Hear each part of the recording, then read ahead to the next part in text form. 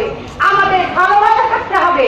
আমরা যদি কথায় কথায় ঝগড়া করি, কথায় কথায় মানুষের ভুল ত্রুটি ধরি, আমরা কিন্তু আগাতে পারবো না। আপনারা জানেন, পত্রিকায় দেখেন, আমি সপ্তাহে 5 দিন আমার গ্রামে যাই, আমার জেলায় উপজেলায় আমি যাই। সেখানে যে আমি কিভাবে আমি আমার জাতীয় পার্টিকে সংগঠন একত্রিত করতে পেরেছি, এই ঢাকার থেকে যদি কেউ জিজ্ঞেস করে বলবে জাতীয় পার্টি একটি দল আছে।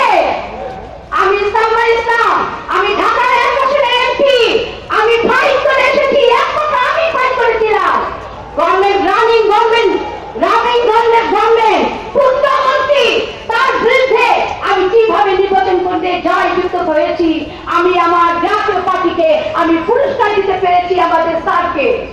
আসুন ভাইরা, আজকে কে নমিনেশন পেল কে পেল না, এই দ্বন্দ্ব ভুলে গিয়ে যে প্রকৃত যে হলো উপযুক্ত তাকেই আমাদের সাথ দিবেন, এবং তার দেওয়ার আগে আপনাদের পরিশ্রম করতে হবে।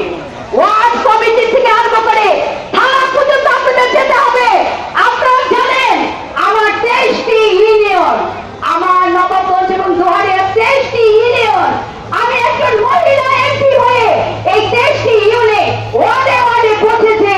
আজকে আমার দলকে আমি সুসংগঠন করতে পেরেছি। সবকিছু আমাদের স্যারের জন্যই হয়েছে, উনার আশীর্বাদে আমি এগিয়ে যেতে পেরেছি। সেই জন্য আমার স্যারকে আমি অসংখ্য ধন্যবাদ জানাচ্ছি। আমার স্যারকে আপনারা দোয়া করবেন।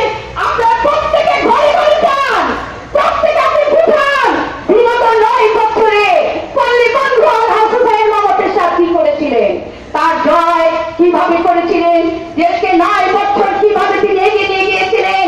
তারপরে আরো এগিয়ে নিয়ে যেতে পারতেন, কিছু লোক ছিলেন তাকে আর আগাতে দিতে পারে নাই। তাকে আর আগাতে দিলে এই দেশ থেকে তাকে আর বিদায় দেওয়া যাবে না। সেই জন্য তার পিছনে কুচক্রকারীরা কুচক্র করে তাকে মিথ্যা আশ্বাস দিয়ে সেদিন তাকে ক্ষমতা থেকে তাকে বের হতে হয়েছিল।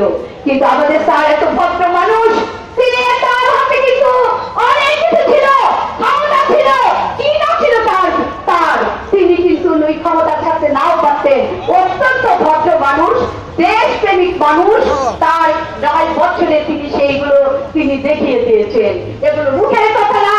যখন ঝড় তুফান হতেন উনি ক্ষমতার, উনি সাইকেল করে একা মন্ত্রী যেতেন, মানুষ জনগণ কিভাবে আছেন সেগুলো তিনি দেখতেন। তিনি সোনিয়াম পাঠিয়েছিলেন, তিনি বড় বড় রাস্তা করেছিলেন, ঢাকা ফেরিঘাট তিনি করেছিলেন, কি না করেছিলেন উপজেলা তিনি করেছিলেন। আপনারা জানেন মহিলারা নারী এবং পুরুষের ভিতরে ভেদাভেদ ছিল, অনেক ঝগড়াঝাটি হতো, কেউ তালাক দিত, একদিকে দ্বন্দ্বে পুড়িয়ে মারত। তিনি আইন করে দিয়েছিলেন পুরুষের 7 বছর জেল হবে, তিনি সেটা করে দিয়েছিলেন। কি না করেছিলেন আজও মানুষ বুঝতে পারে না তার কথা। এইরকম লোকই দরকার। এখন আকাশে বাতাসে সবাই বলে হোসেন বাংলাদেশটা তুমি কোথায়, তুমি আসো, তোমাকেই দরকার, তুমি হাও দাও, এই দেশটিকে বাঁচাও, এই বাংলাদেশকে বাঁচাও। এইগুলো আমরা অনেক ভাগ্যবান, আমরা জাতীয় পার্টি করি। ভাইয়েরা, আপনাদের কাছে আমার একটি নিবেদন, একটি আবেদন, আপনারা প্রত্যেকের জেলায় উপজেলায় আপনারা কাজ করেন, আপনারা যাতে ক্ষমতায় যেতে পারেন। আপনারা যদি বিজয় ছিঁড়ে নিতে না পারেন, আমার স্যারের মাথায় হেল হয়ে যাবে। যত কথাই বলি না কেন, পাস করতেই হবে।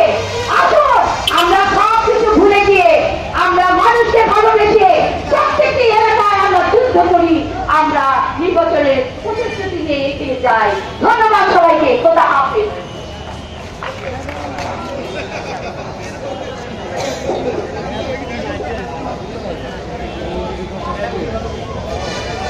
অত্যন্ত সুন্দর বক্তব্য রাখলেন মাননীয় সংসদ সদস্য সালমা ইসলাম এমপি।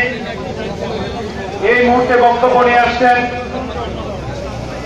জাতীয় পার্টি একমাত্র নির্বাচিত কাউন্সিলর, জাতীয় পার্টির ভাইস চেয়ারম্যান, যুব নেতা জননেতা আলহাজ শফিকুল ইসলাম সেন্টু, ঢাকা মহানগর উত্তরের বিপ্লবী সাধারণ সম্পাদক জাতীয় পার্টি, তার মূল্যবান বক্তব্য উপস্থাপন করবেন জনাব শফিকুল ইসলাম সেন্টু।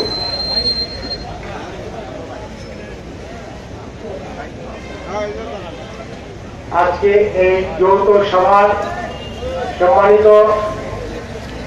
প্রধান অতিথি জাতীয় পার্টির চেয়ারম্যান হোসেন